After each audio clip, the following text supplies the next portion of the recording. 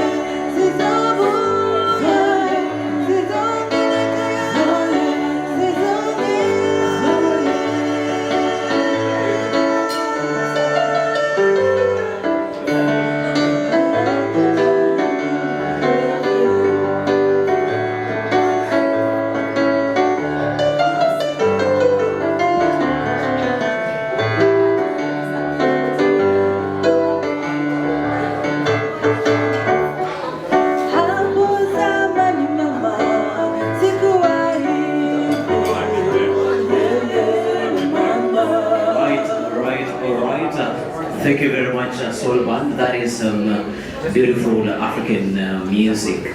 How can guys follow you on social media? It's good to market yourselves. How can guys follow you on social media? On social media, you can follow us at Soul Touch. Soul? Soul Touch. Soul Touch. You're touching people's hearts with your music. All right, I hope that you've had a wonderful break, and if you're still outside, kindly come back in because we are about to go into the next session of the day. Remember, we are celebrating the Assistive Technology Day, and this is the first of its kind, and this was inaugurated by the UN with advocacy from different parties across the world. And some of the pertinent questions that we are asking ourselves: how important is assistive technology? How important is it to you? And how do you use it in your daily life? All right. You can go onto social media and look for the hashtags. Hashtag Wambua. Which are some of the hashtags? Yes, the hashtags are on the wall here. I use my Miwani as an assistive technology, so I will come closer and read you the hashtags for the day. So the hashtag is World 80 Day. You could also use hashtag ATC, 80 changes lives. Also hashtag Unlock the Everyday. And basically this is how your everyday life looks like and how you can unlock it with the assistive technology. Organizations to tag include UDPK Kenya. You have to tag IDA CRPD_forum. You have to tag at 80 scale. You have to tag Ministry of Health _Kenya, that is MOH_Kenya, as well as this person's handwriting pia kidogo inahitaji some social development. Okay, social_development. And I want to get some volunteers because we are about to play. Who here is not on TikTok? Who here is not on TikTok? That says a lot about you. I was not going to give you a prize. Yeah, that says a lot about you, but not to castigate you. Where is Katarina? Is Katarina in the room? Please show up. Our social media influencer. You know, assistive technology does not only allow us to access basic things in life, but it also allows us to participate fully in life. And what Katarina is basically going to do, we want us to do a small challenge that has been trending on TikTok. How many want to participate? By a show of hands. I am going to be discriminatory. Our stage is very small, so if you have a big car, you might not be able to. The parking might not be enough, to accommodate everybody. Yeah, or Maurice, probably you could put it here in the center. You could bring the ring light here in the center as everybody settles from breakfast. Katarina, you ready? You ready, Katarina? As he said, you'll be ready. Okay. As Katarina also does her thing, what have you picked so far from this engagement? I'm going to tag this lady, mwenye amevaa green, mwenye amevaa Kenya. What so far have you gotten from the session? Hiyo ndio inaitwa ambush, eh? Okay, let us I pass hapo utasema. You pass, yeah? Let me, kuna mtu hapa anataka kusumbua, sijui kama kwa in the room. Ndio huyu, wacha kujificha. Isaboke, wacha kujificha. So far, what have you picked from this session? I'm so glad, as a country, we are progressing. And I'm looking forward for the 80 center that is coming up, which will be a great relief for us people with disability to have the assistive technologies within us. Thank you. Thank you very much, Mr. Isaboke. Let me also look for a face that I don't know, so that nisiseme niko na ubaguzi. All right? There are some new faces here. I don't know this beautiful lady. What have you picked so far from this session? Okay, I'm Jacqueline Atika. What I've picked from this session is that 2.5 billion out of the 8 billion people on Earth need assistive devices. Right. Seems like you're good in math, eh? Because you picked out the statistics. Yeah, seems like you're good in mathematics. Thank you very much. Katerina, you ready? All right, we have Sioboa, another person. Sioka. Sioboa nimezoea ule mwimbaji. Pole sana. It is very rude kukosea jina ya mrembo. Do we have another volunteer?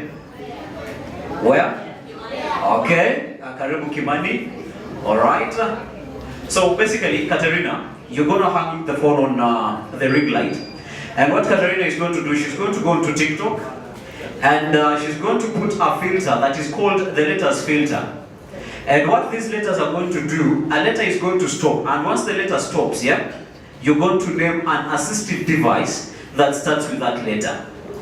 Are we ready? Yes. Is it getting exciting? Yes. And if it's exciting enough, John Wambo might have some gifts for us. So if it starts with A, you name an assistive device that starts with the letter A. If it stops with the letter B, if it stops with the letter M, you give us an assistive device that starts with the letter M. Do you know one? There is already somebody who gave us an M. Nani Mkongojo. So you can you can keep that in mind, yeah? Alright, Katerina, you ready? You might need to take it to the level of Siongwa, so that access is very important. Siokao. What is your English name? Okay, Katerina. Alright, are we ready to start? And as she's doing her thing, up next will be a panel discussion.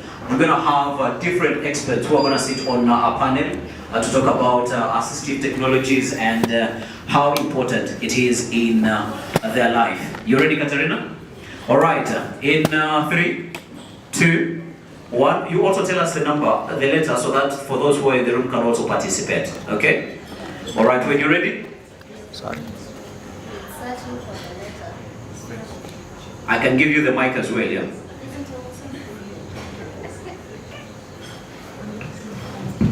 Are you ready?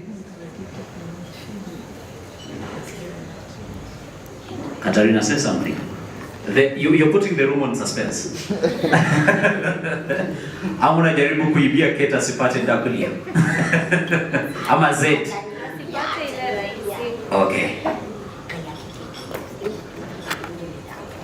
Alright, as Katarina is figuring that out, you can head on to social media and you're ready?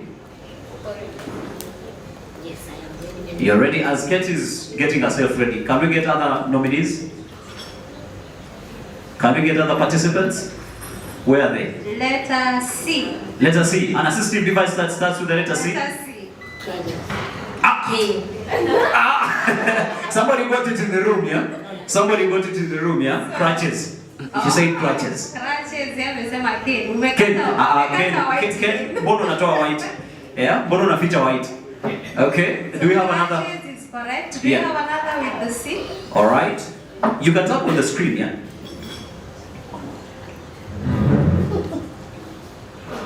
Which letter? C. Letter C. Come.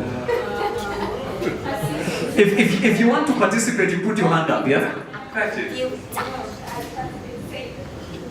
Alright, so we go to the next letter. Ma, there's another. Let's go into the next letter. Calipers. Calipers, alright. That is interesting. Alright, let's go to the next letter. Next letter. Yeah. And make sure when you post this one, you get to tag everybody. Yeah, you letter handles. Okay. Letter.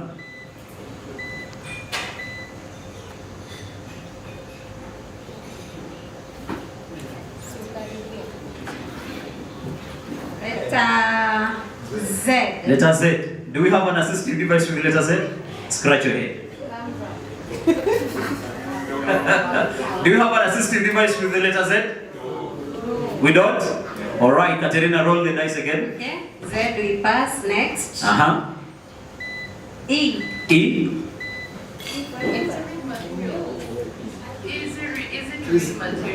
Easy to read materials. Easy to read materials. Okay. Eyeglasses.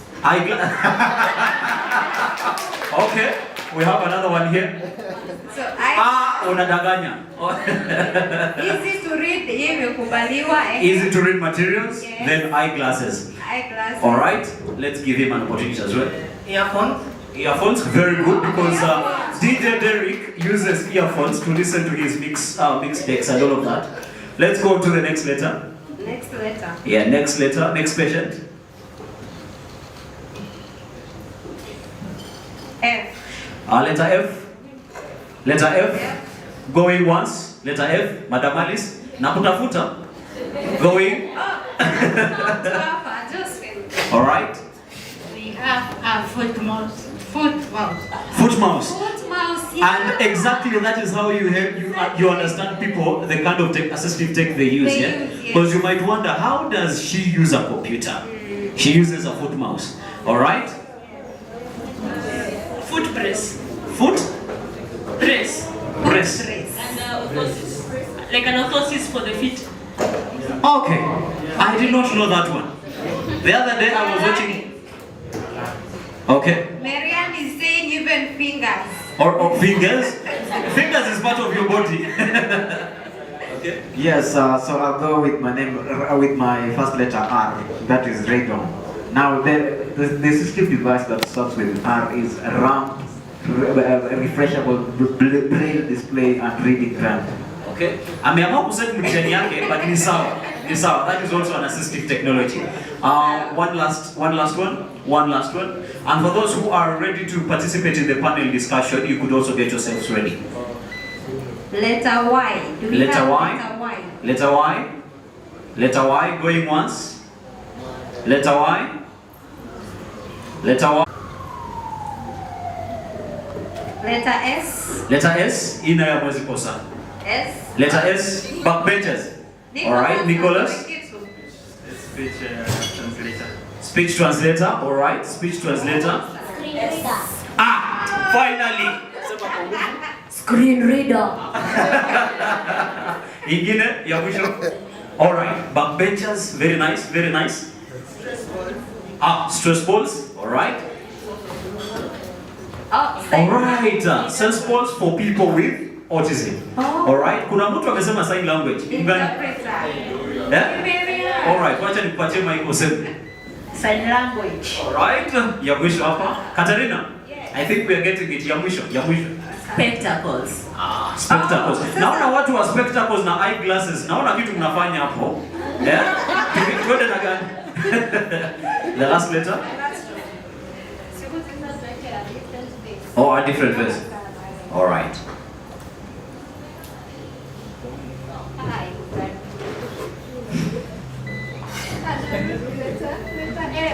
Ah, Do yeah. we have letter N? Letter N. Wewe umekuwa mwerevu sana sasa wewe. Madam Alice. Noise cancelling headphones. As a qualified parent of an autistic adult, hiyo nayo angejua. Hiyo nayo she could not have passed on it. Another one, a last one. Where? Kwa waimbaji. Kwa waimbaji, kwa soul banda. Soul touch. Sunscreen. Sunscreen. Okay. Eh. I was about to throw a dark joke but nikaachana nayo. Sawa. So Sana uchopi hapa. chopping gani? Okay, sawa. Okay, nilikuwa nataka kusema kuna large print books. Large print books? Yes. Okay. Sawa. So I think Katarina we have enough.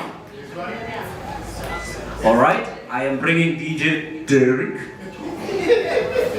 Yes, the sample for the blind. The sample. Sample. All right. How many of those amkuwa mnajua? Sini mingi sana. So as a conclusion to this particular activity here, I want us to make sure that we use the tools that we have to create awareness and advocacy about different assistive technologies. Let us not only use TikTok to dance and to rant, yeah? Let us not only use Facebook to post old pictures of ourselves. Let us use them, kama umeweka vidole hivi Katarina shawaonyesha. Let us also use social media to be able to create awareness and advocacy about the different assistive technologies and how they can change lives of persons with disabilities. Wambua, are we ready for the panel discussion? The video is ready? Alright, Wambua here has a video that he wants to show you. Interrupt 1 minute. If you are on TikTok, I would like to tag you. So my number, text me for WhatsApp, your TikTok handle. My number is 07 Na mtume mpesa pia. 91 07 91 54 915457. 91545897. My TikTok, my name is CA, it is at CATE. Yes, my TikTok handle, Oteka at CATERINA.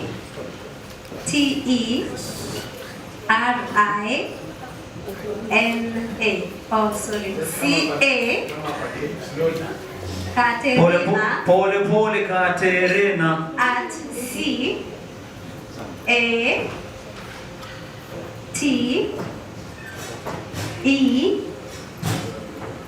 for Ryan. Unadanganya. Watu wa kwetu wanakubali.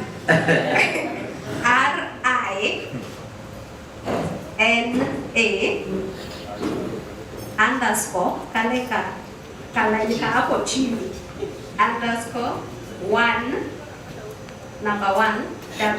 W is for Wanjibo. So it's Katerina _1 W.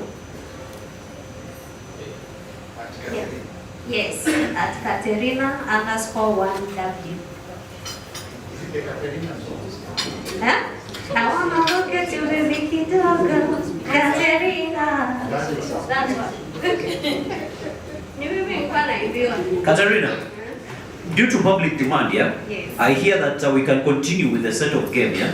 As they are figuring out the technology for the projector. So we can do another last round of the game. And for those ones who missed out, yeah? Don't call.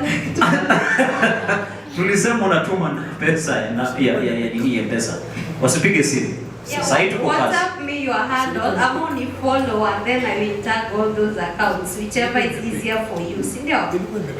Ukicall hata siwezi go silent. So nirudishe TikTok kala. Yes. So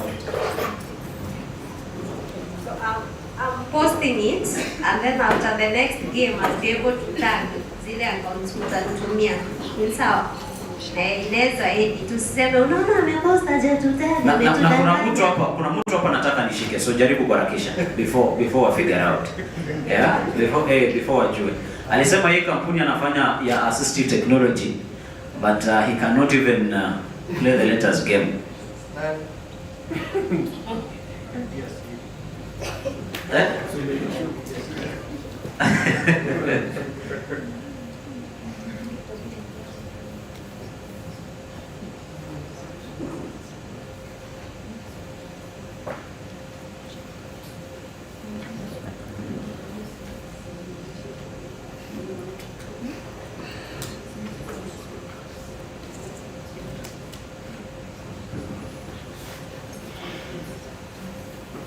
And I hope you are also sharing on social media. Kuna watu nimeona wamepiga picha kali, picha moto. I hope you are sharing on social media. And if your site is as perfect as mine kama umevaa miwani, unaweza angalia kwa ile ubao pale, kuna handles za kutaka yenye najua offhead ni @UDPK Kenya. Hizo zingine. You ready? Yes. All right. If you follow me on Twitter, you'll get all those tags. Nimepost kadhaa leo. Ama follow UDPK, you'll get the tags. Kuna @ATScale, @MOH Kenya, and also @IDA, yes. CRPD Forum. And also kama kuna watu wangetaka wakuwa part of this, we are live on YouTube, yeah? So there is a link yenye natembea around. Ama unaita search Include 360, you can be able to share. You can search for Include 360. You will be able to share with your friends that are not here. Katerina, let's roll. Okay. And we are starting with him. What letter is that? Letter U. Letter U. Tungeleta unga. Unajua hii challenge inachezwa na unga. Kama hujui unawekwa sura kwa unga. Letter U.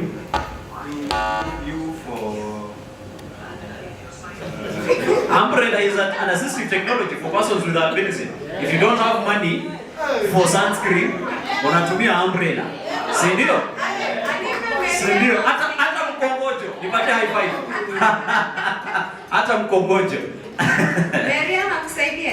Amesema utanunua soda akikusaidia. Aya, Marian says you for Uber. You for Uber. Yeah. Tumekuja hapa wengi wetu. It's an assistive technology. Kuna watu wenye kuna zile adaptive gari. Twende leta ingine. Another you ama twende? Twende. What? X. Twitter. X. Ati Twitter. Awe, kwani tunafanya opposites? X. X-ray is not an assistive technology. Hapo sasa tumeanza kuoverdo. Hapa tumeanza kwenda sana. X. Tumesikia bohecho hapo around. Oh. All right, twende ingine. Nini hiyo? Oh. Yeah. We have agreed. We don't also want to be simple. K. There is a silent table. There is a silent table here. This one. K I can say it for knee ankle foot orthosis and robotic device. You see? Terminologies. Ni what? Ni yaki yangoa? Knee ankle foot orthosis. Right. Thank you very much. And there is sound as well. We are ready to roll. Katarina probably could do a last one as they figure that out. Pole. O. Orthopedic devices. Mike ndio hii basi. Orthopedic devices, orthopedic shoes, therapy. Therapy tena. Unafua alafu unaandika kwa mchanga. Twende ingine. Do we have a last one? All right, Katarina.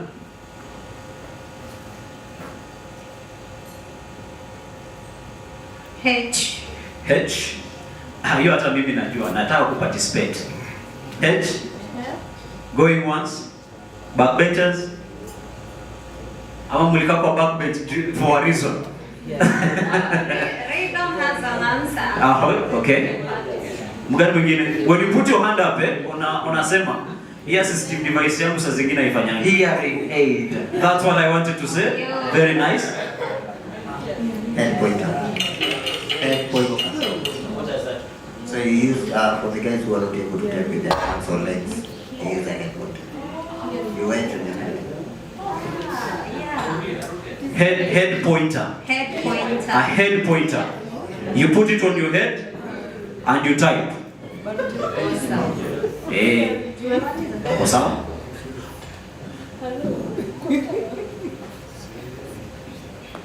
Okay. Katarina, we are done. So we are going to give Wambua the opportunity to introduce the video that we're going to watch. And as we are also getting ready with the video, we can have our panelists be ready, because immediately after the video, we're going to be having a conversation. Thanks, Alan, for this. This is just a 2 or so minute video. It was shot by the AT scale. As you know, the AT scale is a global effort towards enhancing access to AT. What is shoot in our country with our own participants. I think I had mentioned that Florence is part of it and Derek. So we're just going to play it right now. And then we'll move to the next session. On the next plenary, what we are going to do is we are going to have the policymakers. In the plenary, we'll have a user, we'll have a caregiver, and then we'll have the service provider. I'm talking about, we just get ready. Isaac Manyonge from National Council, looking at the policies. We'll have Brian, who's a user, to just speak on the user experience. We'll have Alice Mundia to speak from the experience of a caregiver and also his experience of organizations of persons with disability around this. Then we'll have Faith, who will be coming in to speak around from the perspective of a service provider. So you can just play the video.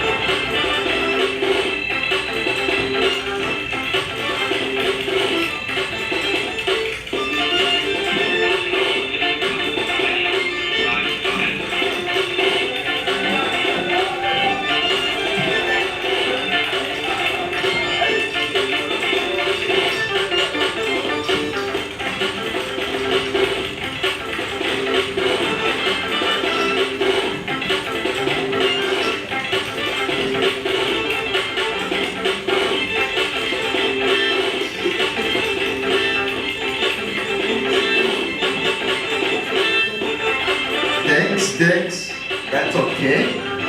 Video 2, it's just showcasing, in a showcase to the importance of, just a moment, Raydon. In a showcase the importance of assistive products. So I have the video, I'll be sharing to WhatsApp, you can share, just the same way you've been doing, when I share you can retweet and everything. So I'll be sharing the video in your WhatsApp right away. So the guys in the plenary, kindly, you could be making your way to the front. Now in your last session, and for me this is the most important session, because we're looking at the gaps, we're looking at the barriers, we're looking at the solutions. So you concentrate, you participate. Brian akikuja is a wheelchair user, he is sitting in for the users. So you are not being locked out. Many visual, we still have an opportunity to share your experience on this. It's just representing the users. After this Kabanaka session, don't go, just a 2-minute session. We'll have a user from each functional domain, come on, visual or physical. I just mentioned how the assistive devices, they have been useful to him or her. You did that for our last session. But for this, I encourage you to engage in the processes. Now when you reach the process, some of the things that I need also to mention is that we developed a policy brief on access to ATs in Kenya. The reason why we have not launched it because we needed to be validated, but we were looking at gaps, the solutions. But now watu wengi hawana access to these devices. So we have a policy brief around that. I'll be calling upon you guys at some point to validate it. So I thank you. So Alan, karibu. I don't know what is the time right now. It's 11 now. It's 52 past 11. Okay. So we could be done in the next like 15 minutes or so. So I will not even take my chair so that I can stand in for my brother here. So without further ado, welcome to this panel discussion. All these are esteemed, all right, access, very important. Are you guys? That is a little sign language that I know. You see me. Okay, without further ado, I will invite our panelists to introduce themselves. And without further ado, let us start with I was about to name him his assistive device. But let's start with you, Madam Alice, to introduce yourself and within a minute. My name is Alice Mundia from United Disabled Persons of Kenya DTSK, and also originating from the OPD Different Trade Talented Society of Kenya. Thank you. I'm glad to be here. Thank you very much, Madam Alice. Yes, sir. Good morning. Manyonge Simiwaiza, working for the National Council for Persons with Disability currently. I've been there for 17 years. Currently I'm stationed in the Registration and Tax Exemption Department. And I have a privilege to be the lead person in the push to finalize on the Persons with Disability National Policy, which has been a draft since 2006. So basically I'll focus on policy and what we are doing towards just making this assistive technology reach every person with a disability in this country. Thank you. Thank you very much, sir. You could give it to the man who does not need a seat. His seat was moved because he comes with his own. Hello everyone, my name is Brian Diritu, a wheelchair user. Thank you. All right, and you might be wondering, for those who are not from the disability community, me and him, we are allowed to do this. So he picked me somewhere, I could not come back, I had to come back. Yes, kindly pass the mic. Yes, madam, kindly introduce yourself. I'm Faith Mumbe, orthopedic technologist. I'm an assistive device provider working in orthopedics limbs.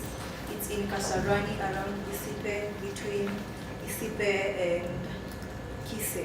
All right. I think I could start with you. What prompted you to go into that type of business?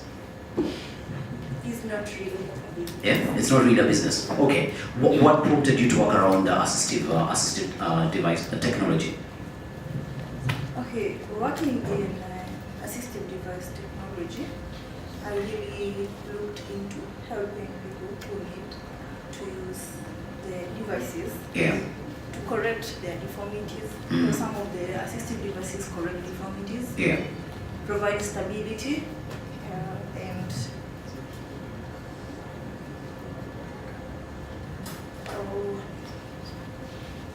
you could bring the mic closer to you. Okay. Yeah. So come up again. I come up. Okay. All right. Bring it back, selector. So, what prompted you to work around assistive technologies? Okay.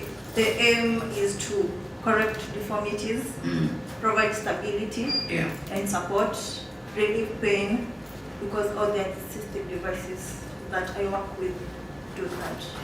Yeah. All right. You are here to represent persons with disabilities. Why is assistive technology very important for persons with disabilities? As you could also link into what she has said. Assistive tech, is important because we all have the need and the craving for doing things on our own way, like without any assistance, to be able to be mobile, to be productive, and so to counter the limitations without bending towards the medical model or anything like that. That's where the assistive tech comes in, because assistive tech does not fix, just reduces the barriers to participation in everyday activities, and so it reinforces the belief that not actually the belief, the knowledge that the person with disability is not the problem, but rather it's an environmental issue. So if the assistive technology can help in minimizing the barriers to that environmental challenge, then it's good to go. It's good to go. Yeah. Madam Alice, I will ask you from a personal point of view. You have an adult autistic son. What are some of the assistive technologies you've used to raise your son? And the issue of cost, because we've had conversations around autism, and many parents have raised the issue of cost when it comes to assistive technologies to raise children with autism on the autism spectrum. Thank you very much, Alan. I would say that autistic persons will require some form of alternative and argumentative communication devices. And we find that many of these communication devices are not available. So in most instances, personally as a mother, I've had to kind of like buy a tablet, an app, download some certain applications that my son, that can be used for learning, to teach my son, especially in the early years. I know today he navigates more around YouTube and of course navigates around the space of IT on a day-to-day basis.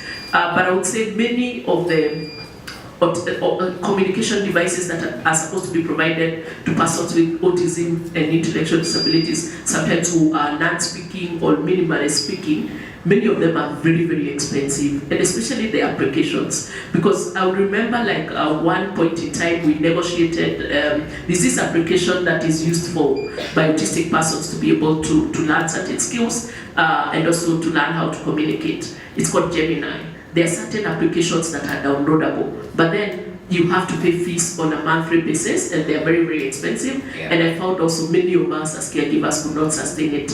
Like even when the price was negotiated, people went for like 6 months and then slowed down a bit on it. So we find there's quite a lot of applications and technologies that can be used, speech to text, communication boards, of course there are letter boards. There are a lot of applications that are available and apps that are downloadable, but many of them are very, very expensive to access. And locally, what we find is that in terms of provision of assistive technology, many people will think of probably mobility devices, and will not really think about communication devices when it comes to planning to purchase, So we find that locally some of those applications are not available. I mean the equipment, the devices themselves are not available.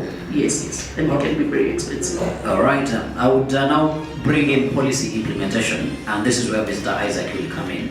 I was having a conversation with DJ Derek, and he was talking about how his call or his rallying call for this World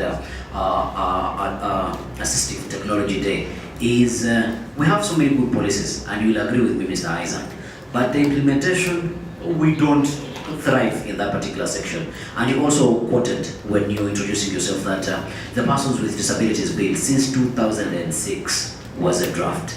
We are in 2024. What can we do to make sure that a policy around assistive technology get implemented and persons with disabilities get access? Okay, first I will begin by saying, when you asked the first panelist, yes, what attracted her in this business, and she said she's not in business.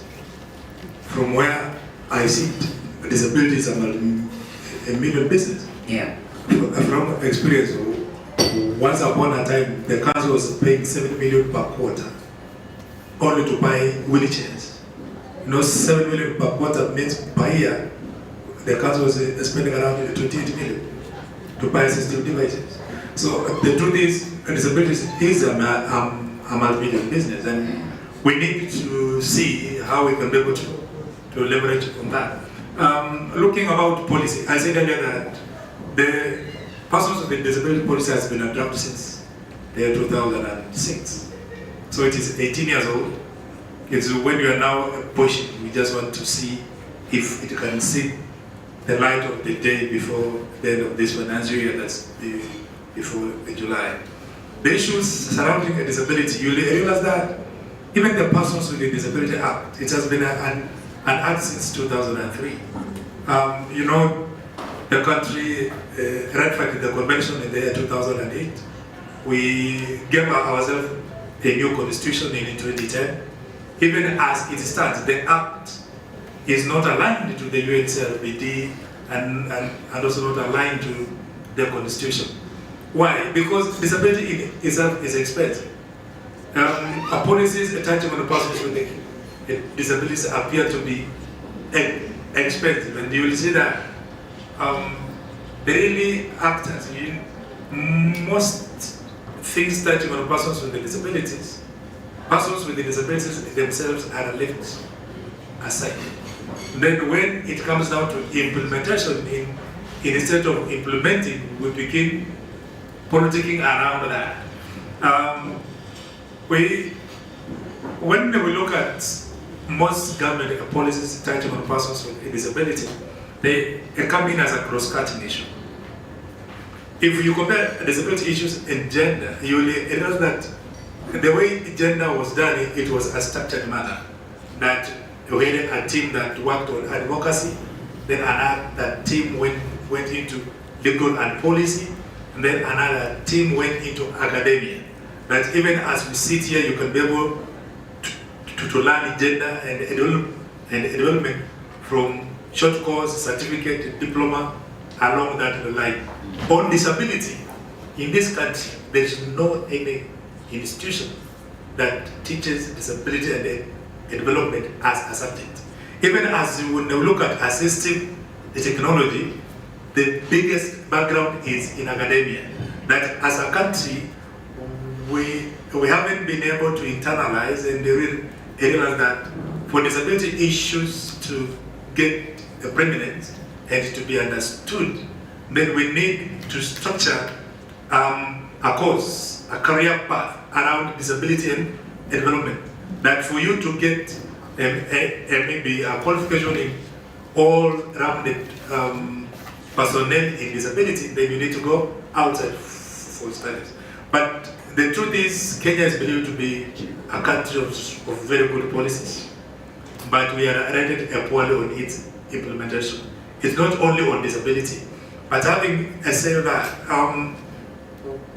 we have seen very good progress when it comes to inclusion and when access to devices and services. The coming of the Global Disability Global Summit it gave us an opportunity to begin committing ourselves and then to come up with clear indicators and then targets and outcomes which we can use to evaluate ourselves. But having said that, we just need that all-inclusive approach, because as a country we are still having a lot of issues, because persons with disabilities are speaking as the tribes in Kenya. Similarly, in the disability sector, we have so many types and categories. So they will see that those with physical disabilities, say hearing, those with visual, we haven't come together and say, okay, we need to work on this a project. How can we make it an all-inclusive project?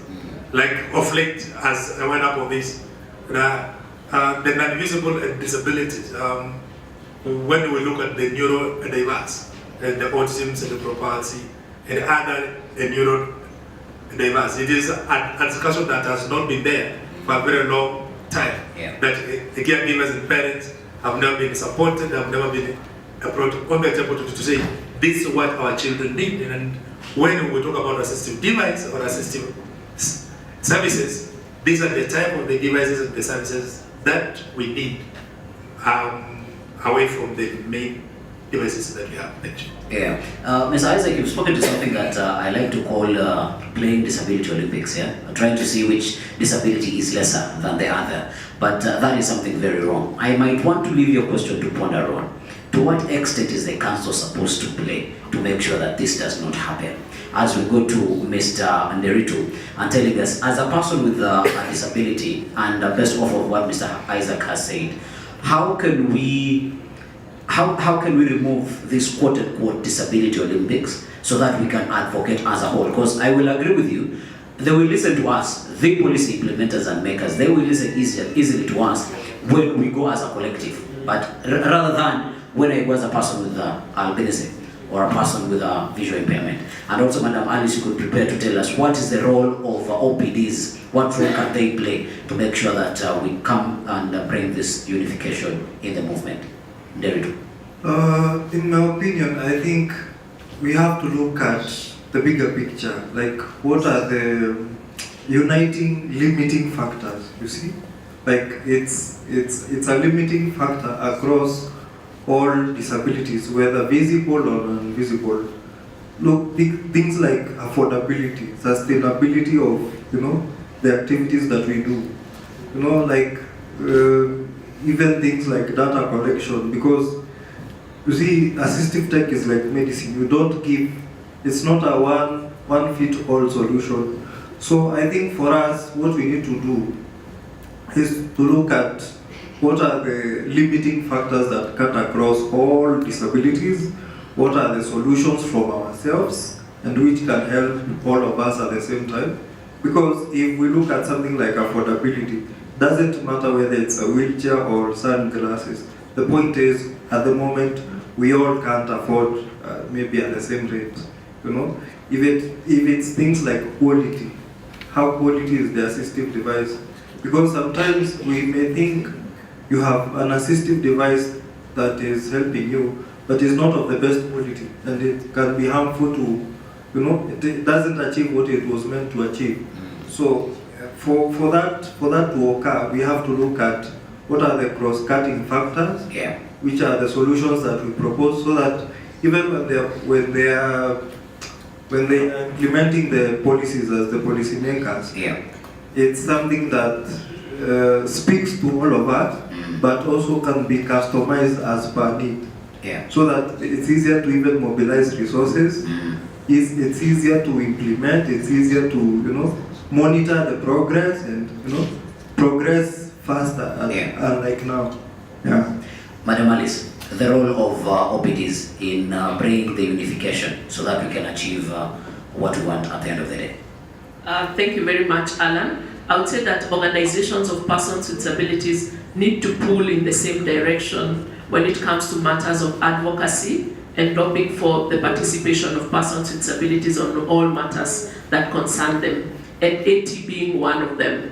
Because users must be involved, because remember that as we mentioned earlier, that assistive technology cuts across sometimes domains of disability, but then at the same time, remember that across all domains of disabilities, persons with disabilities will require assistive technology. So you have to look for a way of pulling in one direction if you're going to advocate for provision of assistive devices. And this can happen like now by members of persons with disabilities themselves joining OPDs. We know also there's a gap when it comes to youth joining OPDs, so that OPDs also become members of the umbrella body, United Disabled Persons of Kenya. And we also leverage, also as an umbrella body of persons with disabilities, we leverage on strategic partnerships, linking with government, participating when policies are being developed on matters that concern persons with disabilities, leveraging on partners who can be able to provide funding or provide programs that support provision of assistive technology across all domains of disability, across persons with disabilities themselves. At the same time also participating and ensuring that we are represented at the table when discussions are happening. And when this representation should not just be that people argue that the person representing us comes from a specific community and not another of persons with disabilities, but then we need also to appreciate that the persons representing us are representing persons with disabilities in the positions where they hold, so that we also rally behind them and also support them. Also showing up when you're called, because sometimes we keep off from discussions and issues when it comes to issues like public participation. People are keeping off going to public participation and checking whether there are budgetary allocations towards items like assistive technology, and of course giving their views, because sometimes people will not know exactly what you need until you say it.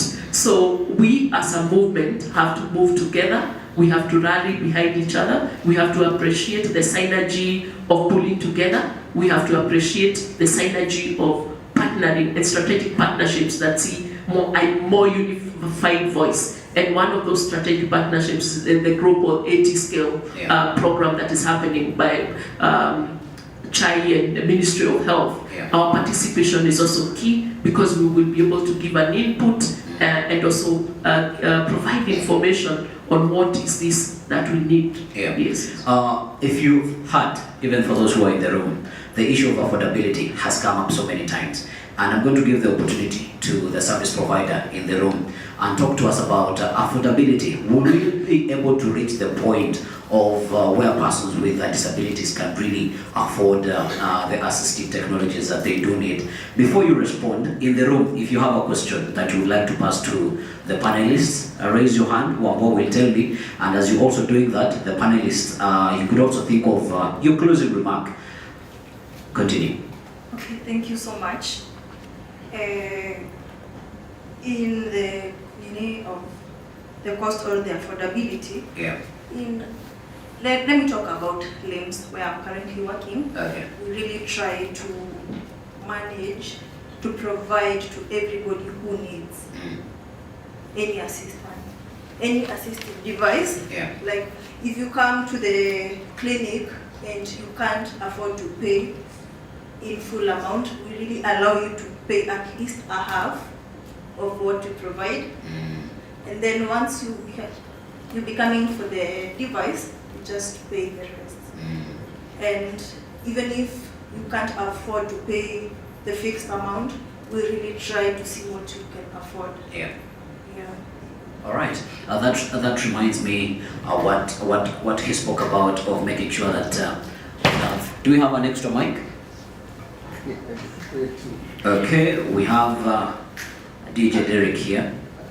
I was thinking before Derek. Yes. Because I know we have another colleague who you do supply. I used to hear a check also of that. Derek, let me give it to her and then. Just to get the check. No, around the issue of affordability. How do you guys, because that's the issue we are grappling with. Okay. My name is Angela Kungen. I work with Satle. We provide prosthetics, lower limb prosthetics to be precise.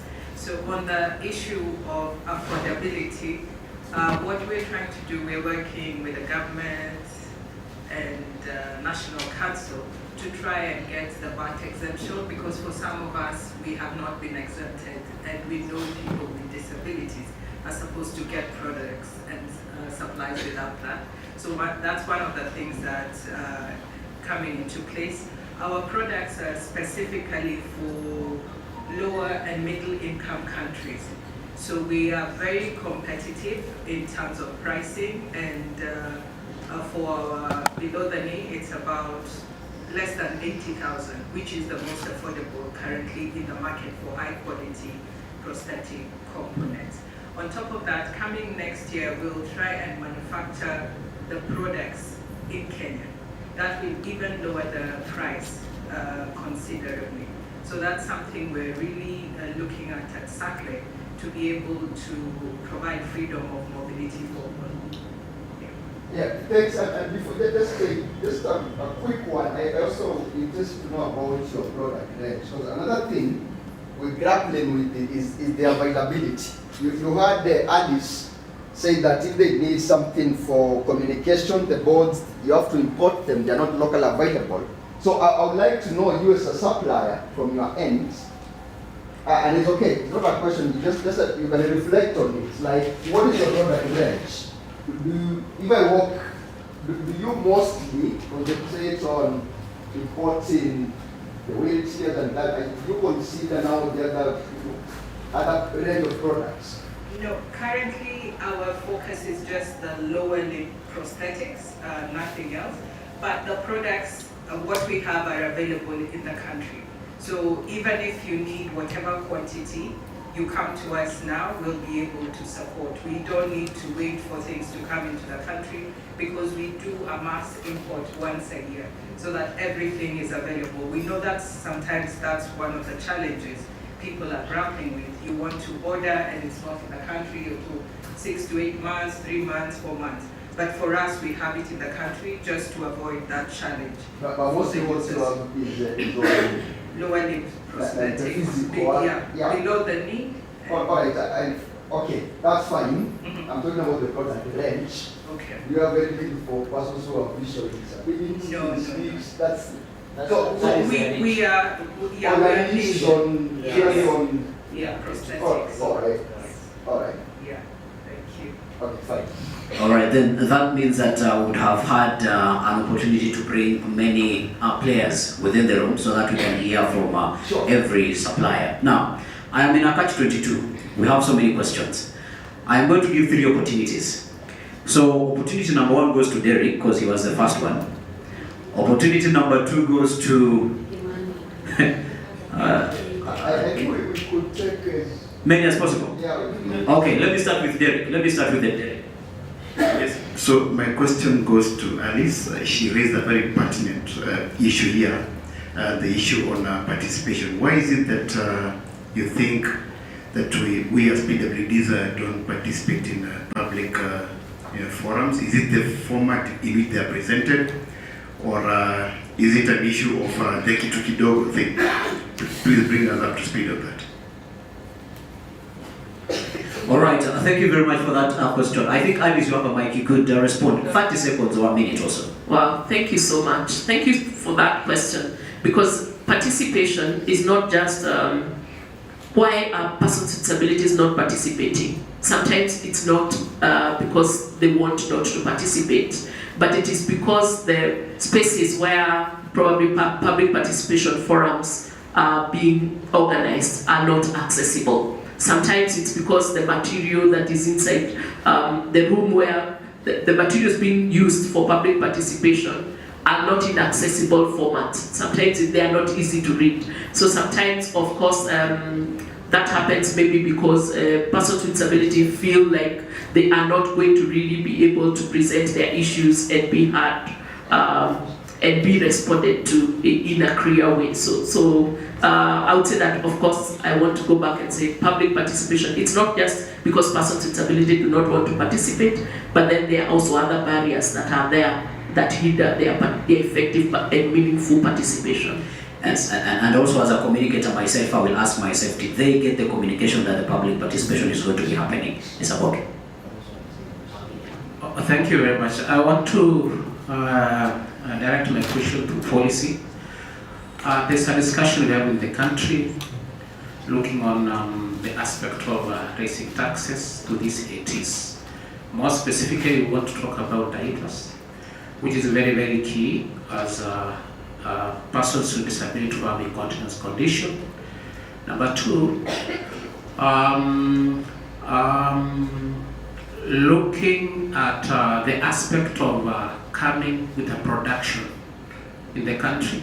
I don't know if diaper is given a priority as one of the 80 that should be a discussion, because it has never been discussed. I'll put to the limelight, like it's very, very key to the number of populations in the country. All right, Mr. Isaac, you can respond. And also, I told that there is a team here. I'm going to be giving them a mic. They are prototyping manufacturing of wheelchairs within the country. So we're going to be hearing from them as well. Mr. Isaac, you can respond. Okay, briefly, I want to say this, that about taxes and the budget estimates. What we need to ask ourselves as maybe, and speak as a person with a disability, is that when it comes to representation and participation, is it that we are being pushed into a corner, that most people that are being invited, either for representation or participation, they go for people that don't have quality, don't understand the agenda, and don't understand the discussions that we need. Because coming from the National Council, we are struggling on the issue of tax exemption for institutions that are doing assistive devices in the country. And our biggest challenge has been, where do we draw a line between people in business and people in service? To answer his advocate is that we need to work ourselves around, because if we look at the issue of diapers and the issue of taxation around it, and even where they are planning to tax things that are being donated, then persons with a disability will suffer more.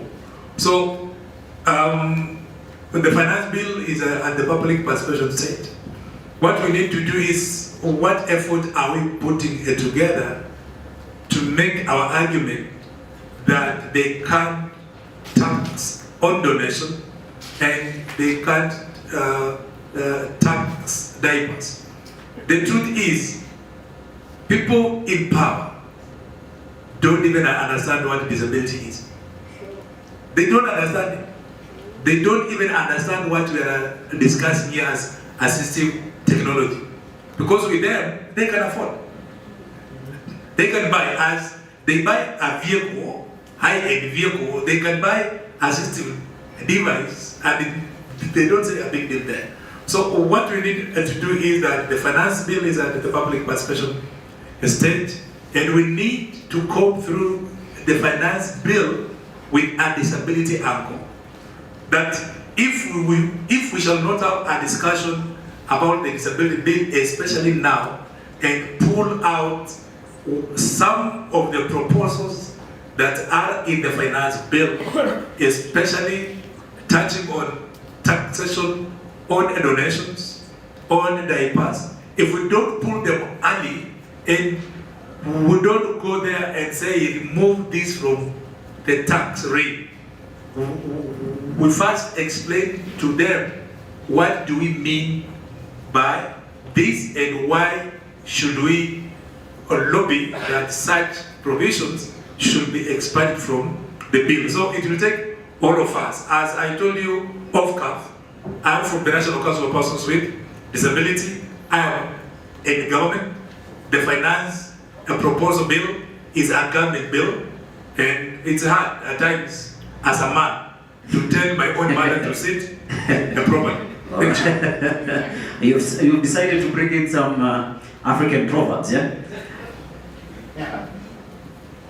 Yeah, Daniel here. So, to Isaac Manyonge, policy, I have a question. So recently we saw the president going to the US, making very good partnerships with many tech players. One of them is Microsoft, who are promised to invest, I think, $1 billion in a data center around Ontario.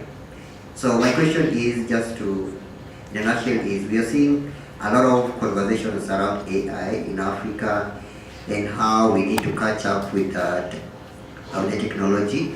How much is National Council involved in that conversation with what the government is doing with Microsoft, so that when these technologies around, especially AI, are coming up and solutions that are coming up, persons with disability are not left behind.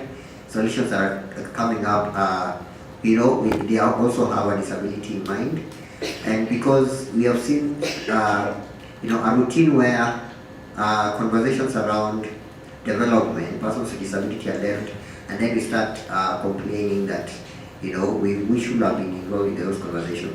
So I would love to hear, I've been in those meetings where Microsoft is talking to government, but I've not seen participation of National Council. So probably could shed some light on that.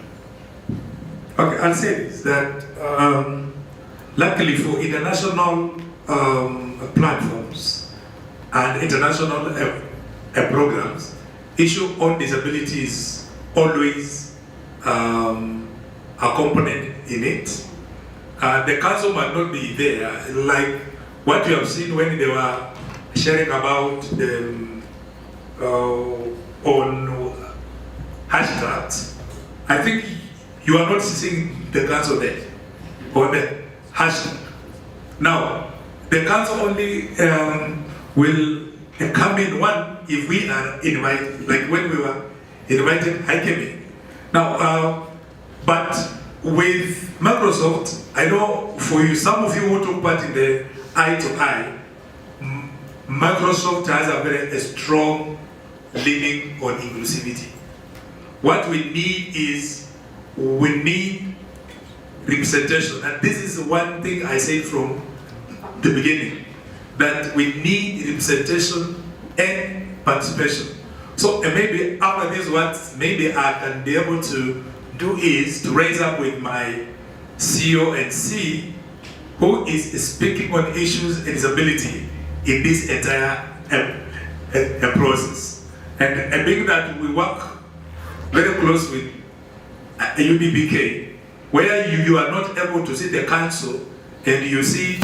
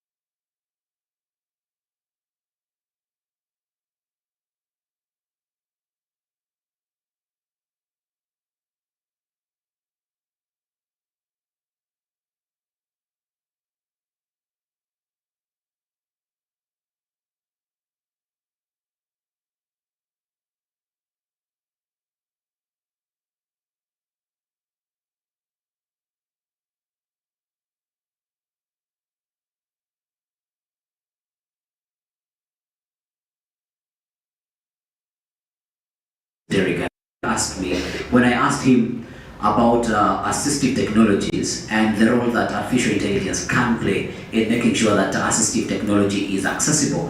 And he asked me a blunt question: do persons with disabilities know what AI is? So are we having eloquent conversations on a demographic that does not really understand what artificial intelligence is? So probably this is also to the organizers of this beautiful forum, to make sure that they also create awareness and advocacy, as they are doing right now on assistive technologies, that they extend it to artificial intelligence, because chatbots are creating things out of thin air, and persons with disabilities must be on this one as well. As he said, we must not be left behind, then jump onto the bandwagon once it has already left. An opportunity to you to speak. Thank you so much. Sorry, I was supposed to be seated somewhere there, but I got a meeting that I needed to get into first. So I work for an organization that we partner with JQuat on assistive technology, and this is the wheelchair. So I'm happy that we are able to preach the gospel and keep on saying that a wheelchair is not like the way you go to buy bread in a supermarket. A wheelchair should be appropriate, and a wheelchair should be made to fit the person and their needs. So we are partnering with JQuat to do a Made in Kenya, where we will stop importing wheelchairs, the parts, and just how it will be done. It's going to be manufactured and made in Kenya. For this time, before we kick off the Made in Kenya project, we are doing appropriate wheelchair provision as motivation. Motivation is the organization that I do work with, and JQuat is our partner. And I mean, since we started doing appropriate wheelchair provision and encouraging people to understand what appropriate wheelchair provision is and doing it, it's been great.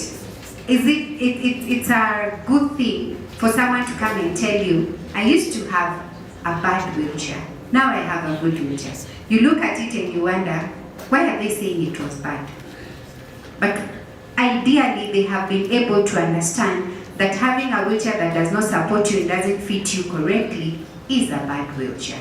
So we are preaching the gospel. We want every stakeholder and everyone else in the country or in Africa at large, or even in the assistive technology space, to understand that you don't just wake up as a stakeholder or a member of parliament and say, nataka kupeana wheelchairs, single. Then they give the wheelchairs that are used for hospitals from casualty to the ward, right? Then that person is supposed to use the wheelchair for years. Someone who is paraplegic or mtu mwenye, you're not able to move, right? Then, because it's free, let her to board a wheelchair. We are saying it is not board a wheelchair, it is important to have an appropriate wheelchair. Thank you so much. All right, thank you very much for that. And there is something that has been noted in the room, and a rep of the Minister of Health is going to raise it. But I'm going to give you an opportunity. You had a comment. Yeah, I had a question, especially for Ministry of Health and Policy. I want to put on my hat now as a mother to a child who has a neurodiverse condition. There's dyslexia, to be specific. Is there any communication to schools on the types of assistive devices available for this kind of neurodiverse conditions, and where is the information so that people are aware? All right, I will give it to the Ministry of Health, as you're also raising the point that you wanted to raise initially. Thank you very much. I just thought that I should put this across, is that assistive technology is so wide, but I know the bigger representation here is more physical, so we don't want to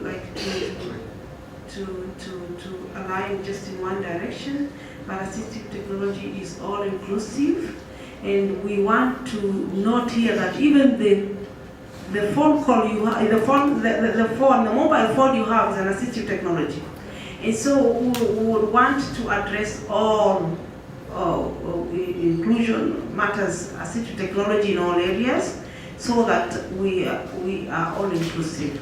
And so what I wanted to make, to bring across to us is that in the project 80 scale, the Ministry of Health, which is in collaboration with other ministries, and more so the Minister of Education, because we want this known to everybody, including this young child who's just joined ECG, to understand what assistive technology is, because they may need it at that level so that it enables them to have their education right. So what I want us to converse around here is all assistive technologies, those who are the players within the same spaces, because I'm a policymaker, I would like this to be all integrated together so that we all belong. So in this case, in the project we have, we are doing all assistive technologies, including service delivery, because it's also an assistive technology in its own perspective. So I said initially, assistive technology is about systems, products, and services, where all complement each other to give the most appropriate assistive technology to be the enabler to that person to be able to perform, to be able to be active, and to be able to participate in all issues matters life. So it's important we put this into context. Let us not align our argument or our conversation along one side. Thank you. All right, thank you for making that point. Are you saying something? Probably Mr. Isaac will be able to share. I will take the last two questions, then we go back for conclusions to the panel. My question is, my name is Catherine. I work for an organization called Site of Relief and advocate for disability inclusion, right? So my question goes to the Ministry of Health. I just need some clarification. We are talking about assistive technology, and I advocate for inclusion, especially for the neurodiverse. There's a certain commodity which many neurodiverse people use, and not everyone talks about it. It's a diaper. So as we are sitting here advocating for assistive technology, how can we make sure that those who use diapers get that as an assistive devices, so that they live a dignified life just like those who don't use. Everyone in the country advocates for sanitary towels, but we know all that diaper is very expensive, and without that diaper, a child cannot stay in school, someone cannot go to work, and someone cannot go even to a social place. Thank you. All right, we'll take the last one. Thank you so much. So my question goes to whoever can answer it best among you. So my concern is that we keep saying that assistive technology are helping us having dignified life, but one of these things that enhance dignified life is the design of this assistive technology. So most of the time we focus so much on functionality. For example, we could have hearing aids, and then we have them so massive. So long as they work, we say it's okay, but you know, mental health of especially young people and kids who are trying to adjust to using these technologies is paramount. So my suggestion is there any chance that we can get the kind of devices that, you know, we normally see only in private hospitals, we normally see only in private healthcare providers? Can we also have these nice things offered by the government? All right, before I come back to the panel, I've kept you cold, but bear with me. Thank you. I want to retaliate again. As I said, we are actually looking into all these matters. It's only that maybe you might think Madam Alice there is part of our technical working team that is doing this work, because we wanted to correct the systems first and then align them to the agenda of 80 scale, which is supposed to promote access and actually promote inclusivity. It's about access and inclusivity in this space as we speak. And so in the areas where we want to change the systems, not really change as much or to integrate assistive technology within the systems, because the limitation within the system is what has brought these gaps. So we want actually to revive and revise the systems of operation so that we inculcate within the general systems that are working in the country that assistive technology is part of the agenda to be spoken so widely. I want to address the part of the diaper. All along, it has been about sanitary pads, and that can be equated to the same as much as sanitary pads that are aligned to one form of, gender. Today we have even a gender called intersex, and it is in the systems of health now. And so we cannot discriminate on those because they also have their needs. So we are looking at it all around, and when we bring it out like this, when we shall be developing the systems, then we can include it in the systems, because of course systems are not just spoken like the way we are saying, but Madam Alice knows, and other people who have been in this space, we know that it's about a policy which has also to involve maybe the systems of the day as in governance and leadership, so that it is within the constitution, because it's a right for each person. And so we are in that process. It's work in progress, and we are just coming to conclude even as we celebrate this day, because it was first ever in the world. And so we are getting into that space, and that's where we are converging here, discussing about this agenda, so that each one will bring their, their area of operation, and then we pull up all our resources, all our skills, all our information, so that we can make a package which is all inclusive and which is responsive to everyone's need, so that it is more appropriate, like its appropriateness now that we're talking about, because we know assistive technology has been there, but not the appropriate one in some cases. And as I also want to mention something about the lady Florence from KICD. She said that, she may not know that this space has, whether somebody has conversed around hearing, because we know that a person who is hard of hearing, a deaf person who will need assistive technology, their assistive technology is not in terms of a product or an object, it's a person. So that one has to go into that conversation so that it's all inclusive. So she was just telling me that we are not considered as this assistant as an assistive technology. But you see, we cannot call a person an assistive technology. So we need proper terminologies so that we can put them in the curriculum that we are even developing, because we want even the systems of education to understand matters disability. So we are actually into it. It's work in progress, but we are about around the conclusion, and that will get to be known. Maybe now we need to include the diaper. We need now to include the person as an assistive technology, but of course it's the person. Let us give a proper name for that, and we cannot call it a product of assistive technology. So we are getting there, and it's all inclusive. We are not leaving anyone behind, and that's why we involve other stakeholders, those who can speak something into this space. Thank you very much. Thank you very much. We were taking our last questions. Sorry for that. We'll go back to the panelists, and as you're winding up, you could react to some of the comments from the audience, and we take it from there. Probably we start with the gentleman who has the mic. Okay, fine. First, I'll say this. As a country, whereas we are discussing on offering services to persons with disabilities, we must come to a realization that in some quarters, people are seeing opportunities. And my appeal to ATSCAL, please engage the council. Engage the council purely because the number of organizations that are handling assistive devices coming to the council for tax exemption has raised 20 times.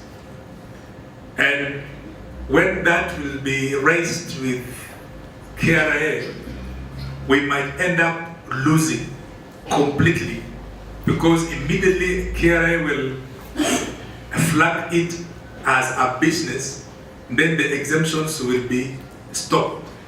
So my first appeal is that we need to really engage the council, and as we raise the ATSCAL or assistive technology discussion outside there, let us remember that we are in the business world, and persons with disabilities can be easily taken advantage of. That even a good idea that was envisioned to give hope and support to persons with a disability can be hijacked by the wrong people, and the end result will be we who are genuine will end up losing it. And then number two is that the council has done much. Even I know as we speak now, there is a mapping exercise that is targeting the neurodiverse, autism, cerebral palsy. They are marking them to institutions because the government has given the council some funds to make sure that it supports persons with neurodiverse with medication and convalescents, diapers, therapy, and site-related services. So my appeal is that it is your responsibility to hold us as a council into account of the resources that we have been given, and also take advantage and please map. Please join in the mapping of these people to specific facilities where they can be facilitated. So for me, my parting shot is that let us engage, let us speak in one voice, and let us offer what personally I call positive criticism. We criticize and we give a direction. For ATSCAL and my sister from JWAT. Yes. Yes. Allow me to speak as a person with a disability. Don't design wheelchairs for up country. Up country where there are roads, there are houses that are designed, and we donate wheelchairs to people in far rural areas where the terrain, I've seen it, we give our wheelchair to a person when he reaches home, he hangs it up. Maybe because it can be used. So we need to move out of the office, out of the mindset. We go outside there and design something that can serve a person with disability wherever they are, and that will be the best thing that we can do. Thank you. Thank you very much, Mr. Isaac. Madam Alice. Thank you. I would say that assistive technology is an enabler. So we need to give prominence and give the sense of importance to assistive technology, because it enables persons with disabilities to be able to participate and to undertake certain activities from either whether it comes to the education sector, the health sector, or wherever they are. And so we need to give prominence to assistive technology.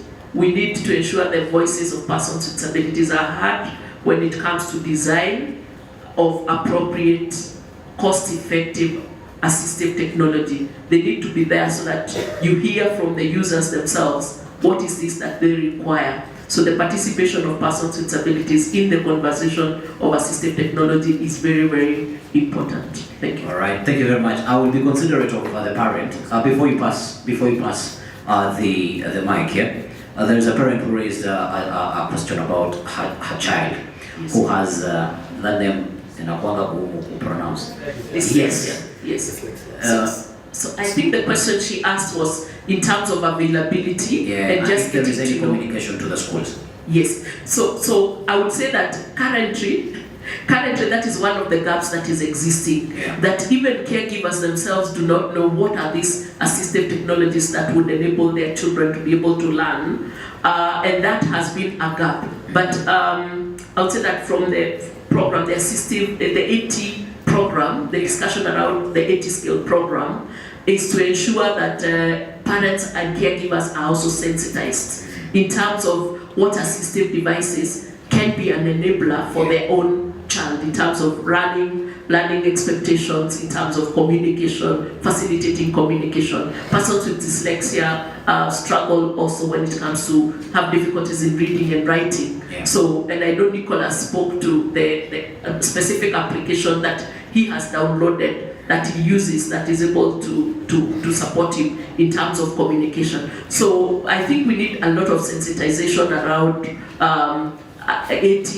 We need a sensitization around what is globally acceptable, what is happening globally, and which we can be able also to replicate and localize to our perspective. All right, Deruto, within a minute. For me, I'd say let's fall in love with the problem and not necessarily the solution. In that AT space has a lot of small problems, but again, therein lies the solution. I've heard Dan talk about AI.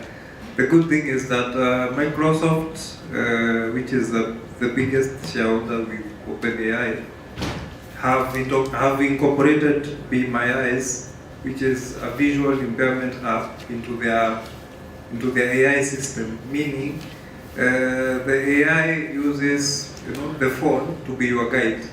Meaning, for us as persons with disabilities, all we have to do is localize what is already there, which is very simple, like the language, the prompting, the heavy lifting has been done for us, so that we can also utilize it to handle the small issues of design, like she was talking about a gigantic hearing aid. AI can help with designing assistive tech.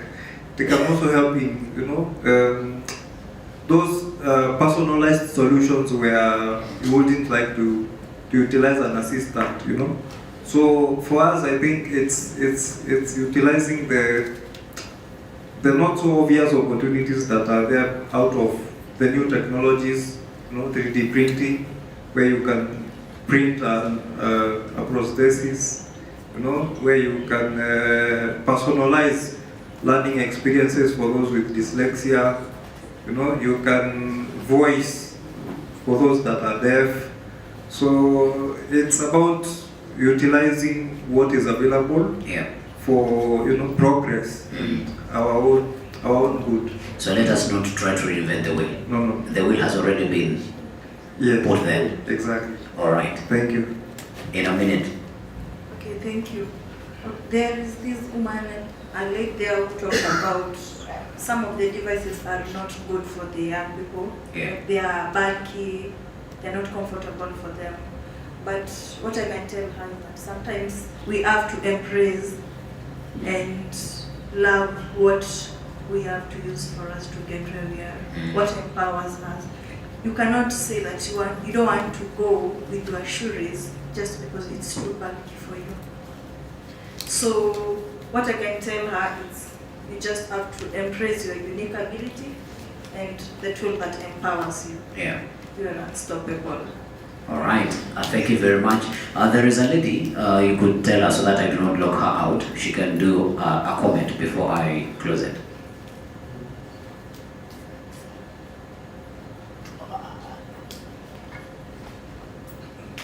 Okay, so thank you for the opportunity. And I want to add on the point Isaac said. He really had a good point and a very strong point. And it is true that so many implementers here, they have very good implementations and that they rate very good things about disability people, the people living with disability. So you yourselves, the people who are implementing, they don't include the persons with disabilities. So the things they're implementing are they do not help the person in the grassroots.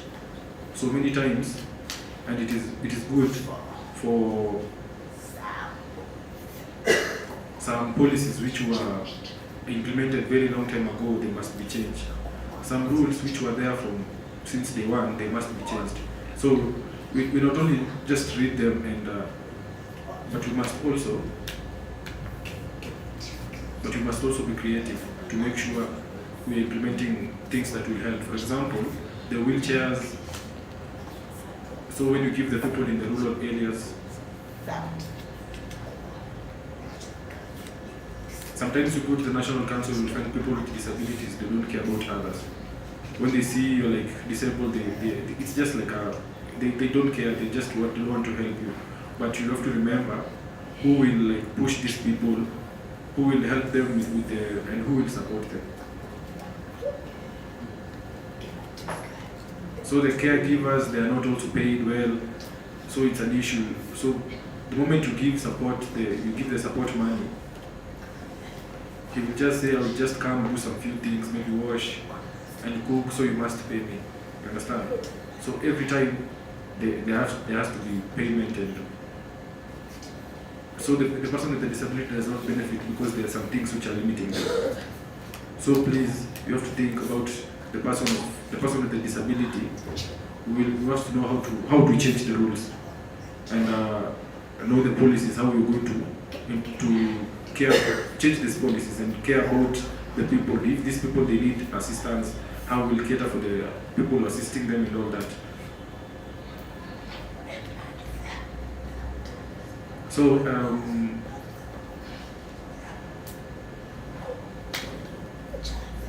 yes, and we have to support them because they cannot get support from other people. It has to start with us.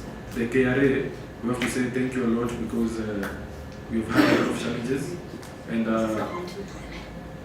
her card had expired, and then they said that because I'm deaf, I'm not deaf, I'm hearing, so I had to go back and I had to NCPK and try and register again. So they sent me back to KRA. So it was a whole back and forth. So the person with disability are very confused. Where am I supposed to go? What am I supposed to do? Thank you. That's all I need to say. All right, probably just to sum it up, key thing that I've picked up is to clearly say who is providing what service at what particular time and at what particular point. From Mr. Isaac, what I'm picking, I hope I'm reading your sentiments right, The National Council is also limited. It cannot be able to do everything. People like UDPK and Madam Alice Mundia can also come in and play a role. But also organizations of persons with disabilities, it is very important there is a role that you can play. From Madam Alice, what I'm picking as a caregiver, also parents. They have children who have disabilities, but they also don't know everything that they're supposed to do to provide services to their children. So also advocacy and awareness needs to be created. From Mr. Deritu is, do not reinvent the wheel. Yeah, the heavy lifting has already been done. If you want to go into a particular space, but there is patenting, and patents are very expensive. So I don't know how we're going to do that. So we'll find a way how we are able to not reinvent the wheel and start from the ground up. Thank you very much, dear panelists, for joining us, and I hope the room you've had an engaging conversation. A round of applause for our panelists. You can leave the stage. Thank you very much. Up until they go to their seats. At this juncture, I will give back the program to our host, Mr. Wambua, so that he can take us into the next stage. Thanks, Alan, Abat, and the panelists and you guys for participating in this. I know we have a lot to share, especially around accessing of ETs, but we had half a day. But the conversation definitely does not stop here; it continues. Right now, I want us to do a very quick thing. I will just pinpoint and pick a ET user. So what I would like you to do is just to, very quickly, in less than a minute or so, just some few seconds, you just mention how your assistive product helps you. Like if you play sports, like just that kind of things. Because one of the most things we are trying to do today is raise the awareness on the importance of assistive technology. Can I put people on the spot? Go on. All right, I will start with the captain here. How does assistive technology help you to live a fruitful life? Do we have the camera things? We need to take this. You need to publicize. Yeah. All right. I think it's a good thing too. Thank you so much. What I can say is that AT has really helped me as a sports person. I've been using prosthetic for now like 5 years, and I can say it's really good. It has been helping me a lot. And again, I'm using crutches. So during the time we are playing in the field, we are using crutches. So you can see how this assistive technology has really helped us. And I can really testify that. Yeah. Thanks, Captain. Precisely. All right. To the point. Do we have somebody else? DJ Derek? Yes. Okay. Before we go to DJ Derek, let's go to Nick here. As for me, as dyslexic youth, I use my tablet to, there's a feature called accessibility, where you go to the settings. After the settings, you scroll down, you say accessibility. It will give you so many options. There's talk back, there's reader, yes, and also you can share with your friends. Those I had a question. Is it okay? Can I ask? You can let it move. Okay, so this is about for the Ministry of Education and Policy about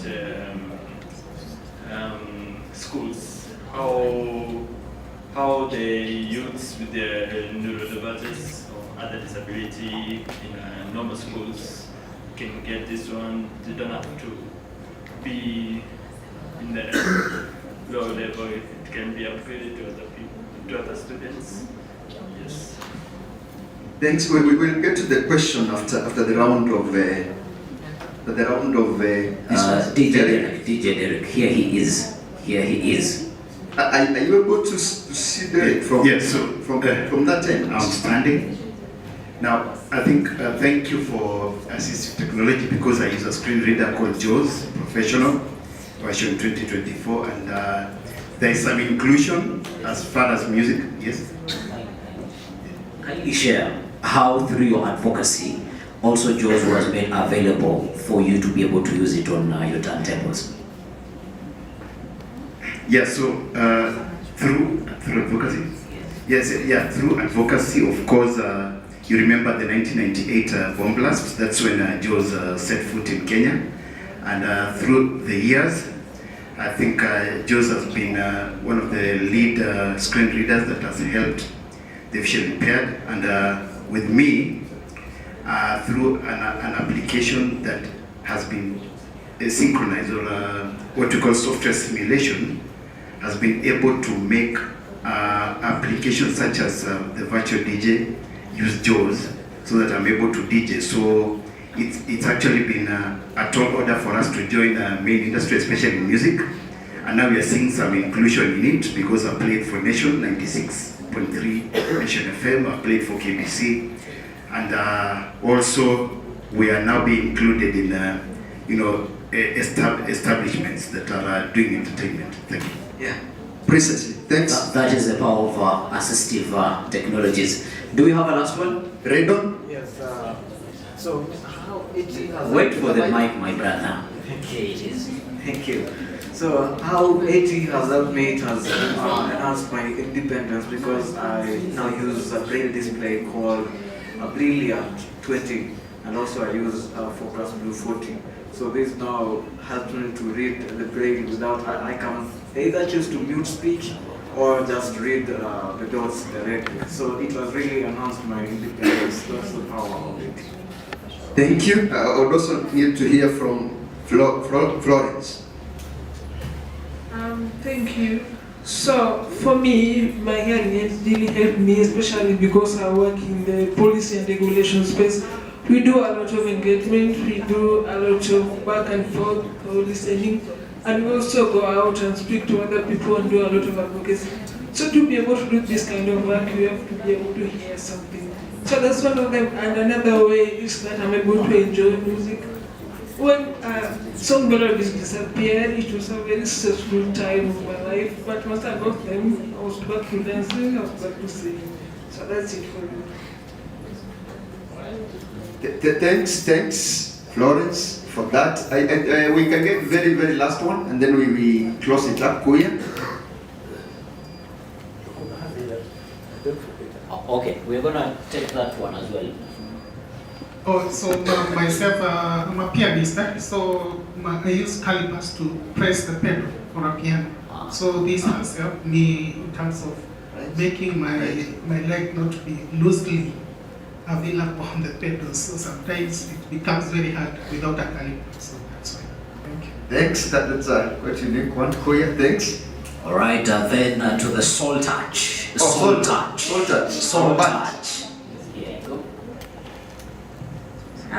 What I can say is that my assistive technology is a white cane, and it has helped me to get to be recognized, or to be recognized as a blind person, so that I get the necessary help, rather than walking without a stick. No one can prophesy or can know whether you have a problem or not. All right, thank you very much. And myself, let me also share. I have a testimony. Now, at Ero, niko karibu kuhubiri. So, who here has sat in a matatu and they cannot see the M-Pesa, lipa na M-Pesa, pochi la biashara phone number? Situko wengi. So what Harvard does, I take out my phone, I take a picture of that lipa na M-Pesa. Then when I take that picture, guess what? The numbers are as clear as the daylight. And that is how na ponyoka matusi ya makando. Assistive technology, all right? But of course, it depends. With if you have an expensive gadget like an iPhone, they took it even further. You can long press on that picture and you are able to copy the digits, and you just paste them in your M-Pesa app directly, and you are good to go. So also, one thing that I'm picking as well is that there are variables in the different thresholds of assistive technology. But no matter the threshold or the standing that you are in society, it is still very important for all persons with disabilities to access assistive technology, because we have to fully participate. Not only participate, but also meaningfully participate. Wambua, you have a guest to invite. Yeah, we are almost done with this, guys. We have marked the World Assistive Technology Day. I just wanted to pass on one or two key messages, and one is that AT, assistive tech, is a basic human right, and that is the view you need to be looking at our AT. AT is not a product to fix an individual, but rather is an enabler. Is part of the great inclusion strategy. So we view AT like everything, like once I give you a white cane and you're a person who is blind, like we are done. It's just part of the larger inclusion strategy. Now, I would like to mention, as I listen to our panelists and also to you guys' discussion, what I was speaking is actually what I saw when I told you I was doing some data collection, we did some policy. So actually what you talked about is actually what I found out in that Kafoma simple study. One of the greatest things hindrance us to accessing AT is on the affordability. That's the first thing that I got, and it's what is coming out here. I could point out few key things on how to enhance affordability. One, if we could integrate AT as part of the healthcare systems. Unaona hii mambo ya shift coming up in the new social health insurance.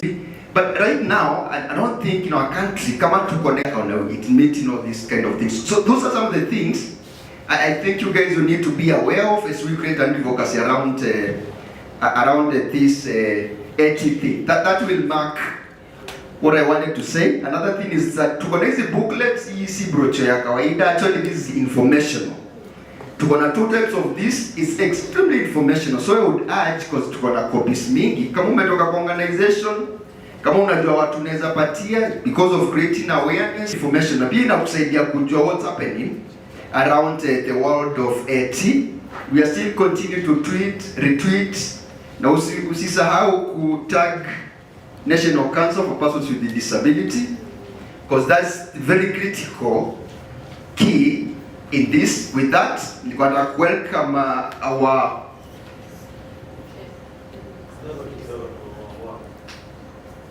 you need to say something, Kim. Do you promise to make it as quick as you can? Yeah. So, briefly, Samaje, kama tunaweza policy for organizations, it would be best, please. Sir. Is it out yet, or what is the status of that?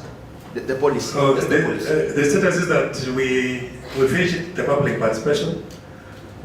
We have incorporated the public participation into the policy. The policy is waiting for a CAB memo to proceed to a cabinet. That's what I can say as of now. That's fair enough. That's fair enough. So after that process, Kim, it will be public. You'll be able to get. So thanks. We're gonna welcome Ken, who is graciously our host, and also the champion. Champion in also AT, the greater guys in this. I want to welcome Ken. He'll make some remarks, and then Anaiza welcomes Mother to close the session formally for us. Continue engaging in social media, guys. Asanteni sana.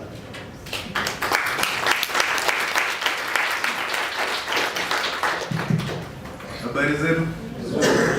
My name is Kennedy Mugambi. I work for Clinton Health Access Initiative. We support everything 80, because we know for sure. The first time I met the team from the rehab team, walisema wamekuwa neglected, wao ni orphans. Tulifaa kufanya something very substantial, to at least for the time being, they be able to be recognized and beneficiaries, especially us, receive what we need. I'll mention a bit about the work we're doing with the ministry and why it is important for us that could be able to guide us in terms of what should be the implementation framework for the work we are doing with the IT skill. Development of a policy is very important because more or less inafanya vitu kufanyika in a standardized way. Si ni kweli? If I live in Nairobi and I go to West Pokot, whatever is happening in Nairobi is happening in West Pokot. Si ni kweli? So our first task was to make sure that there is a policy document guiding this entire process. Na hii policy document ni ati ina include kila mtu. We normally have our slogan, nothing for us without us. Exactly. So we made sure among those people who developed the document and the guys we have among our groups in terms of the TWG, cutting across different organizations to go well represented. So what we began doing is of course making sure that in terms of the different teams that are working across different documents, especially the guidelines for service delivery, because remember when you go to a facility, the first point of entry is in pale kwa clinician ama kwa nurse ama kwa whoever. Kama ana information, we are all lost. So we began by saying there must be some form of document to guide this entire process, to provide the service to the beneficiary. Ukifika pale, they see you well, they understand what is to be done. Na kama kuna referral or the pathway that John was speaking about, wanakurefer appropriately. You end up in a tertiary level facility where of course you're able to be assessed properly, you're able to get the device that is appropriate, and you're able to make sure that whatever comes into this country in terms of a device, an AT device, it is of quality and well vetted. For us to be able to get to that level, what we did is to be able to develop what we call the essential list for all ATs specifications. Kama ni wheelchair, tunasema tunataka wheelchair inakaa namna hii. Your document will end up at KEMSA. So at least when they're making those procurements for all these devices, they are well guided. Si pata kitu ati substandard, ati tu kwa tunajua, sijui nini, hapana. All those things you have them and for your reference. So at least whatever comes to the country is what is required. We went a step further and said, we have to make sure that we've upskilled our healthcare workers. Upskilling means those people in facility levels, the nurses, the healthcare workers, they are well informed on how to take care of us as beneficiaries. You want to feel like any other patient. I don't know if you're just like any other patient. Let's to get the right treatment, the right services, and the right prescription and assessment for our devices. So we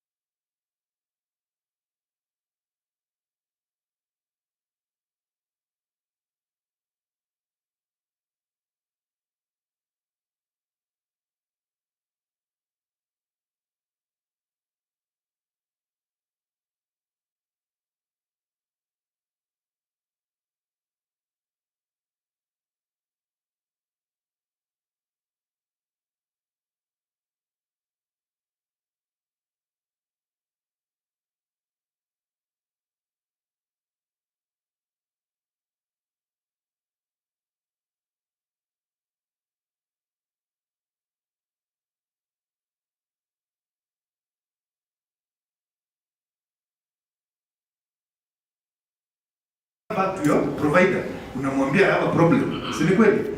Then you are able to follow it up. And also this way, the ministry themselves can be able to develop policies with information. Hizi gaps wanazijua. When they say, for example, a county somewhere requires 15 rough terrain wheelchairs, they actually know that is true. Not from doing what we normally call surveys where we say, oh, we are going to find out what is happening. Then the results come back after 1 year. It is a we want real-time data coming in from the counties and facilities every single month to be able to help us make the right decisions. And then finally, we have a team, the supply chain. Supply chain kazi yao kubwa ni to make sure that what we are trying to fix in terms of devices. Kuna watu wengi sana wanakuja hapa wanasema you're bringing A, B and C. You want to monitor these processes zote. And what you've done, of course, with the support of Etiscale is make sure that for the first procurement, we are calling it catalytic procurement. Sio mingi sana, of course it won't cover everybody, but something to prompt the system in a way that kuna some form of what? Sustainability. To make sure KEMSA wako aware what is happening, the teams of procurement around the government are aware of what you are doing. And eventually when you are speaking about bringing in devices, everybody is aware. Unajua kitambo when we used to be younger, now we are old. I remember my father used to talk about land and things like animals. They were very important then. But these things have changed. What is important is information. If you have information, you have everything. Ukijua to get the right things, you have everything. So you want to make sure that everybody within the country, they are aware of what is happening. So that when somebody comes in and says they want a service, they're able to get the service. That is the work we are doing together with the Ministry of Health. And I believe by the end of the 3-year program that is running through the 80 skill project, we'll be able to realize our goals. Kila mtu from the top to the bottom, they are well aligned in terms of service provision, in terms of training and upskilling, in terms of provision of the right 80 devices. Thank you very much. What I was struggling to bring across, but actually Ken is coming from an organization called CHAI. He did say that. I didn't hear that, maybe he bypassed him. But CHAI doesn't mean the Chai, Kenyan Chai. It means Clinton Health Access Initiative. So this initiative is after promoting access and inclusivity. And so in a brief, he has told us, and that's what I was struggling to say, that we must be all inclusive, because that's what we have in the Ministry of Health through CHAI, and of course Kenya to be the first beneficiary in the whole AT space. As you heard the head of rehab say that this was co-hosted with the British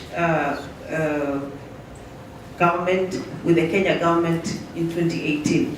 And so we are happy to come this far, and we have, we have all to celebrate, because now this conversation is very live. And so I was told to close this. I'm doing this on behalf of the head rehab. He is busy somewhere in a meeting. You remember he asked to be away. He was asked to do all that we had to do for the day today. Thank you very much for the organizers of this activity and this function. It has been successful. I don't know opportunity to, bring out what is in our heart so that it's all heart. And so the policymakers to be able to integrate and loop in every way so that we are all in CHAI very much, because you facilitated this occasion. UDBK, thank you very much. You did not have a space for a word of thanks, but I'm just doing that on behalf of all of us, the ministries, the departments, there's agencies that are represented here. And so I want to thank all of us, and what I want to say is, may God Almighty bless you and help you and enable you to even reach the heights that you desire to reach, so that you can get the most appropriate assistive technology, which will enable you to be able to be more productive and exploit your potential, so that you can live a satisfactory life. And so what I want to finish with us is that kindly remember that there is the most high powers, the God Almighty, who has enabled us come this far, and even enabled us to do all that we've been able to do. This far we have come, that now we are able to testify of the realities.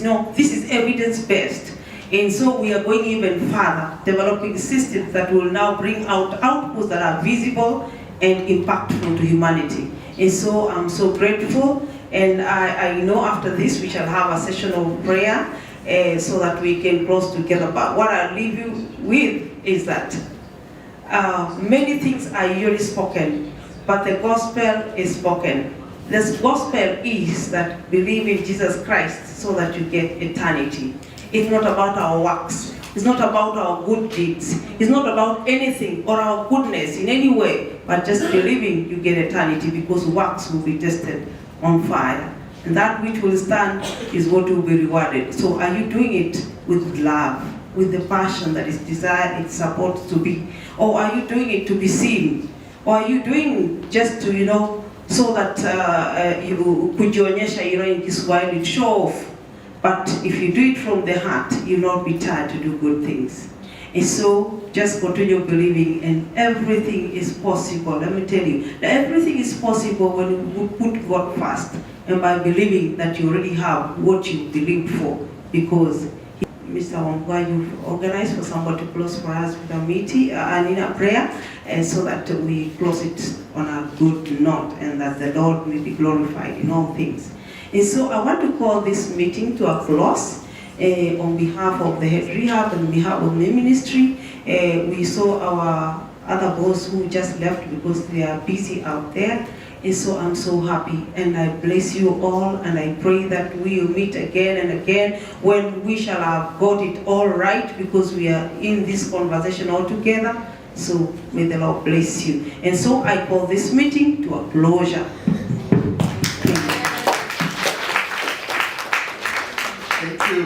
Thank you, Mother, for that.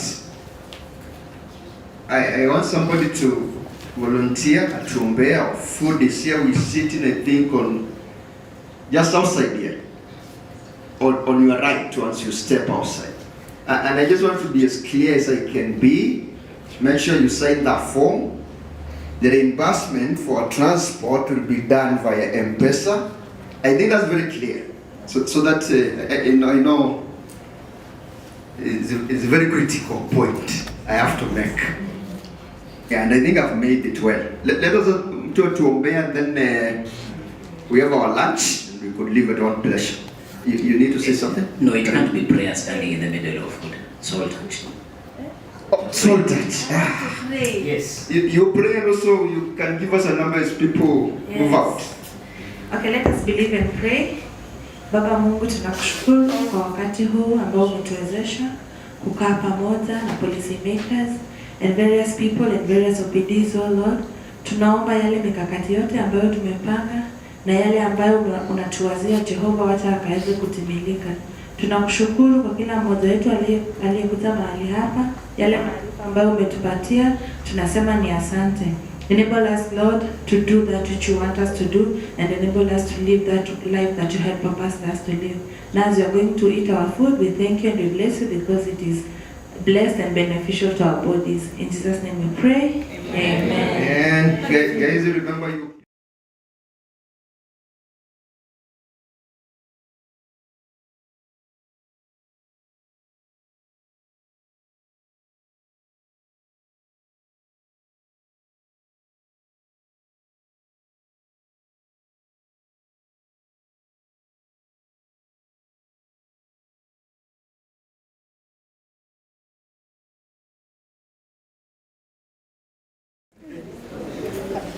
Good.